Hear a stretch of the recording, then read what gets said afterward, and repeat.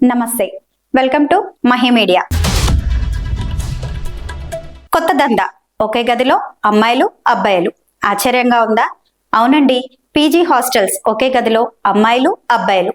ఇప్పుడు ఇదే నయా ట్రెండ్. హైదరాబాద్ లో కోలివింగ్ కల్చర్ పెరుగుతోంది. కుప్పలు తెప్పలుగా కోలివింగ్ పీజీ హాస్టల్స్ వెలుగులోకి వస్తున్నాయి.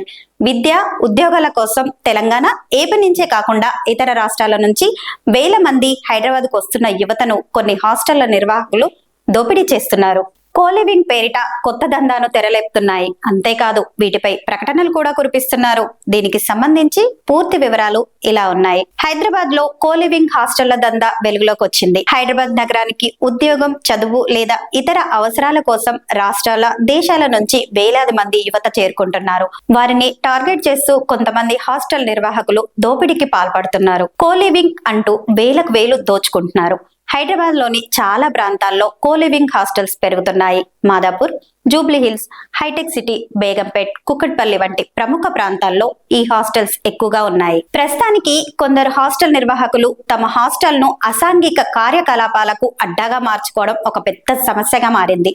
సాధారణంగా యువత హాస్టల్లో 2 లేదా 3 పడకల గదుల్లో ఉంటారు. ఎందుకంటే ఇది నూతన స్నేహ సంబంధాలను నిర్మించడానికి, ఉద్యోగుల మధ్య సంబంధాలను మెరుగుపరచడానికి, విద్యార్థులకు చదువులో ఒకరినొకరు సహాయం చేసుకోవడానికి సహాయపడుతుంది. అయితే కొన్ని పీజీ హాస్టల్స్ దారి తప్పుతున్నాయి.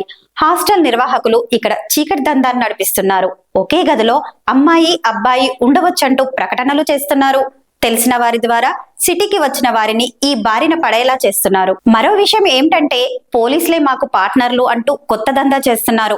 యువకుల బలహీనతలను కొందరు బలంగా మార్చుకుంటున్నారు. మీ గదిలో అమ్మాయిలుంటారు, ఏం జరిగినా మాకు సంబంధం లేదు, వివాదాలు మాత్రం రాకుండా చూసుకోండి, నెలకు ఇంతిస్తే సరిపోతుంది అంటూ ప్రచారం చేస్తున్నారట.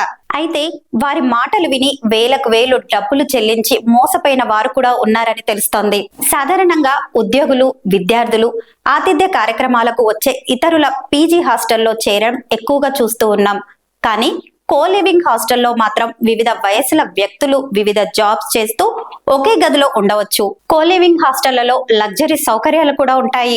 వైఫై, ఎయిర్ కండిషన్ గదులు, భోజన సౌకర్యం, వాషింగ్ మిషన్, 24 గంటల నీటి సౌకర్యం, భద్రత తదితర సౌకర్యాలు అందుబాటులో ఉంటాయి. కానీ వీటి ధరలు కూడా ఎక్కువగా ఉండవచ్చు. కొంతమంది వివిధ కారణాలతో వీటిని ఎంచుకుంటున్నారు. అయితే కొందరు మాత్రం సాంఘికంగా కార్యకలాపాలకు మాత్రం వాడుకుంటున్నారు.